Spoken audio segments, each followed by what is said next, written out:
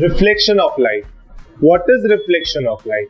If I'm going to talk about the basic definition says bouncing back of light after striking a reflecting surface is called as reflection of light. We all know this.